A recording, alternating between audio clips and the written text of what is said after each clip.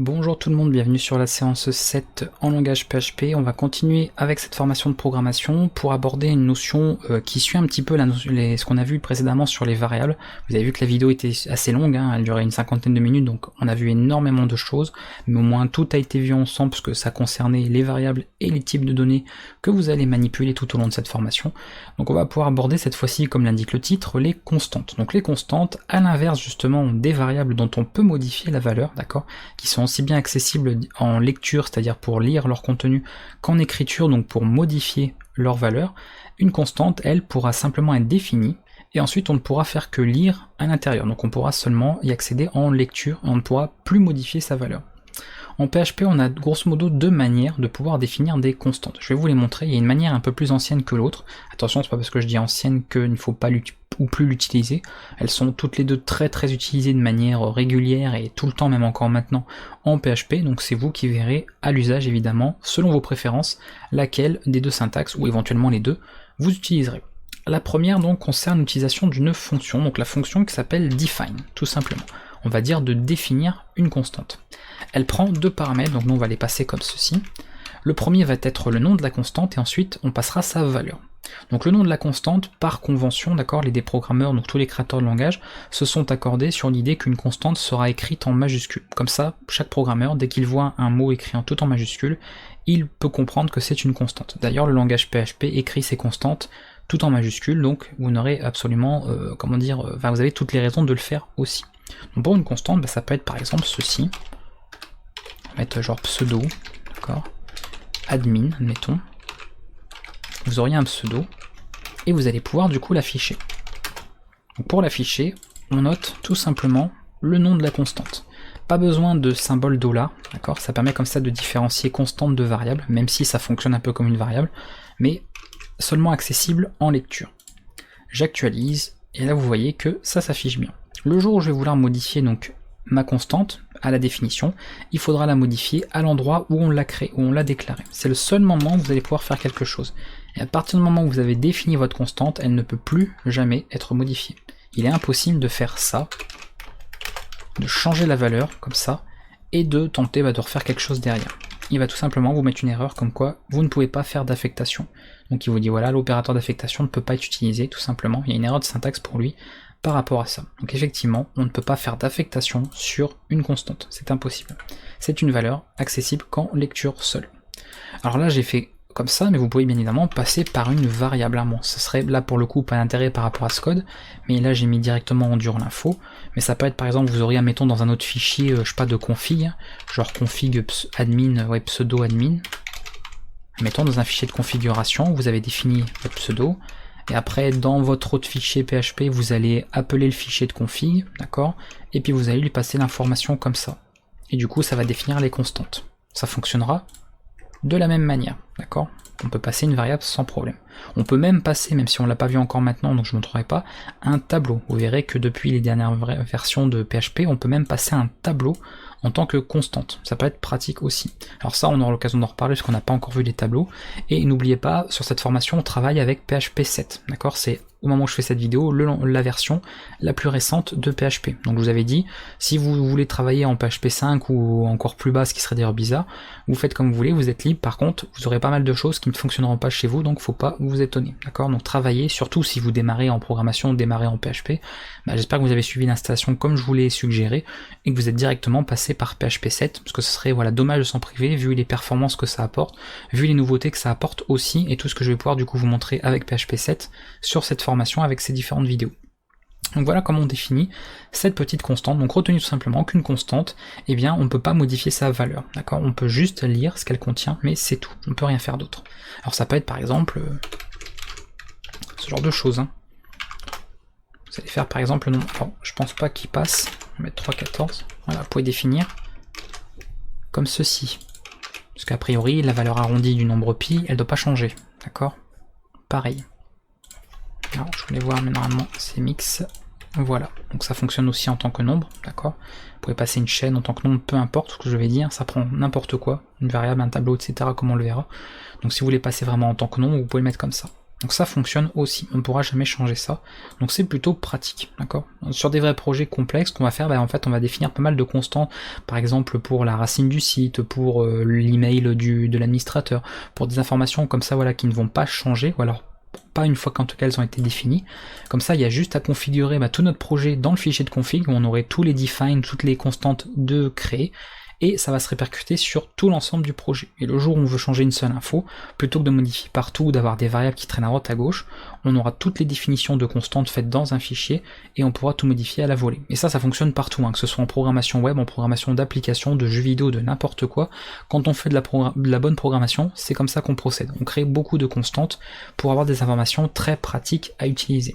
D'ailleurs, en parlant de constantes déjà définies, puisque là c'est une constante c'est des constantes que nous avons créées, évidemment PHP a déjà des constantes qui existent. Je vais vous en montrer une qui va sûrement vous dire quelque chose.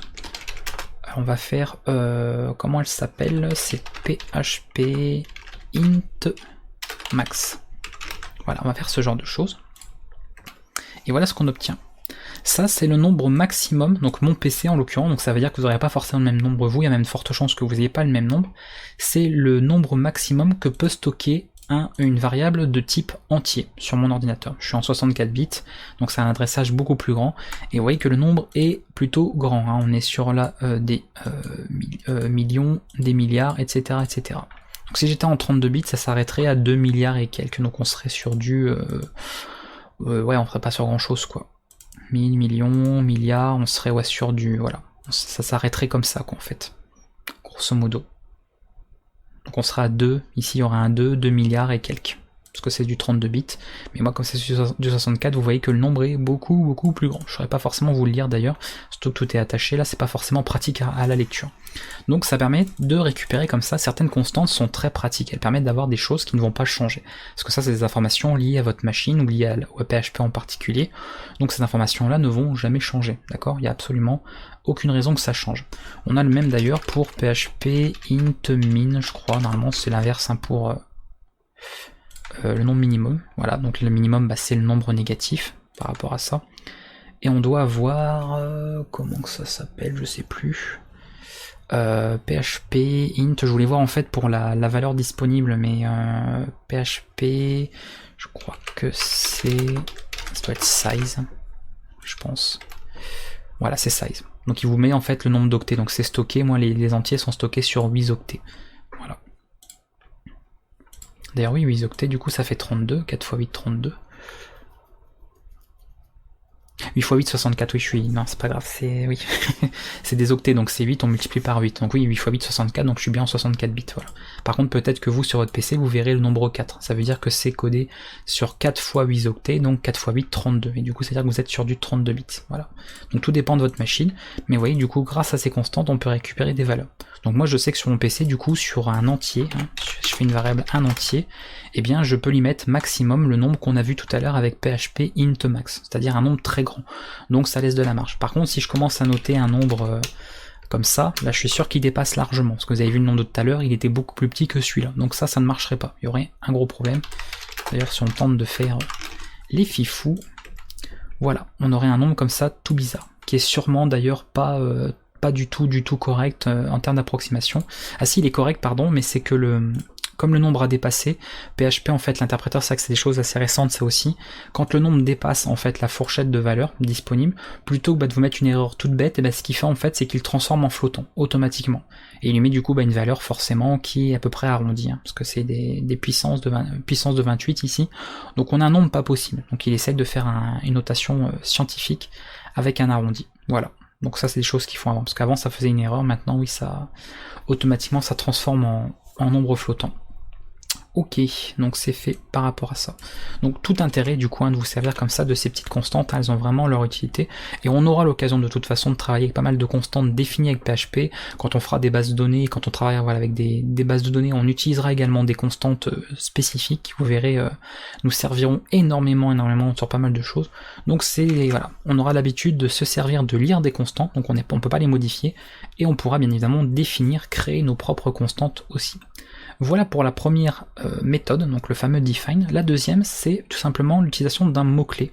Vous allez faire const, votre constante, donc attention, pas de symbole dollar également, et vous mettez la valeur que vous voulez. Et à partir de ce moment-là, on peut sans problème l'afficher. Par contre, je pourrais évidemment jamais, encore une fois, modifier ma constante. Voilà. Évidemment. Oui, bien sûr, je veux modifier, mais je change pas la valeur. Oui, bien évidemment. Ok, voilà. Donc il vous met la même erreur que tout à l'heure, qui n'accepte pas l'opérateur d'affectation sur une constante, sur cette ligne-là. Donc ça ne fonctionne pas. Alors ça, dans quel cas on l'utilise? On va l'utiliser, alors déjà il ne faut pas utiliser cette syntaxe-là quand vous êtes dans une fonction, donc on verra plus tard.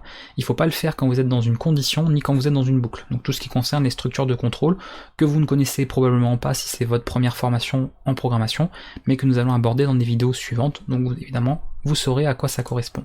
Donc ça en général on va le mettre tout en haut de notre fichier, tout en haut en fait du code, avant de commencer à mettre l'algorithme, d'accord? On va le mettre voilà, le plus haut possible, pour éviter que ce soit dans une fonction ou ailleurs. Mais comme ce sont souvent des valeurs de paramètres ou de référence, ça tombe bien, ça va comme ça pouvoir être utilisé un petit peu partout au sein de notre programme, d'accord? Un peu de manière globale. Voilà pour cette partie sur les constantes, et je pense qu'on a fait le tour, hein. Il n'y a pas grand chose à dire de plus, c'était une vidéo assez courte comparée à la précédente, mais je voulais faire une petite vidéo, on va dire tranquille, pour que vous puissiez assimiler, prendre le temps de digérer ce qui a été vu précédemment, parce qu'il y a beaucoup de choses sur les variables, et il y a beaucoup de choses à venir, donc voilà, c'est la pause ne sera que le repos ne sera que de courte durée par rapport à ça. Après, prenez évidemment le temps de tout revoir, de bien, voilà, de tester des programmes, programmer tout ça, de vérifier, de revoir les vidéos si nécessaire, de vous exercer, de vous entraîner pour bien comprendre tout ça. Et s'il y a des questions, comme d'habitude, vous me demandez, hein, je réponds toujours à tout le monde. Et je pense qu'on a fait le tour, parce que j'aurais pu vous montrer un exemple avec les tableaux, mais comme on n'a pas encore abordé ça, je vois pas l'intérêt. Si on le fait, vous allez être un petit peu perdu. Donc on verra, peut-être si j'y repense, on reparlera des constantes avec les tableaux sur la vidéo sur les tableaux. Je penserai peut-être à revenir dessus. Au pire, si d'ici là j'ai oublié, bah, je compte sur des gens pour me le rappeler en commentaire quand j'aurai fait la vidéo. Quand la vidéo sur les tableaux sera publiée, puisque au moment où je fais celle-ci, évidemment, la vidéo sur les tableaux n'est pas encore faite, hein, logique. Et voilà, je vais vous laisser du coup avec cette partie, j'espère que ça vous a plu aussi, que ça vous a permis d'apprendre d'autres petites choses en plus, donc ça vient en complément à l'utilisation des variables, tout ça, évidemment. Vous pouvez les concaténer, je l'ai pas dit, mais vous pouvez les concaténer, hein, dans un echo, vous pouvez très bien, hein. C'est comme pour les variables, hein, vous pouvez faire pi égale, et on peut, ouais, on va faire comme ça, c'est mieux. Voilà, on peut concaténer avec du texte, hein, évidemment, hein, je l'ai pas dit, mais parce que ça me paraît logique, ça fonctionne après comme des variables, hein, ça s'écrit pareil, on définit, mais c'est juste que c'est seulement accessible en lecture et pas en modification. Je vous dis à bientôt pour la prochaine vidéo en PHP, à bientôt tout le monde.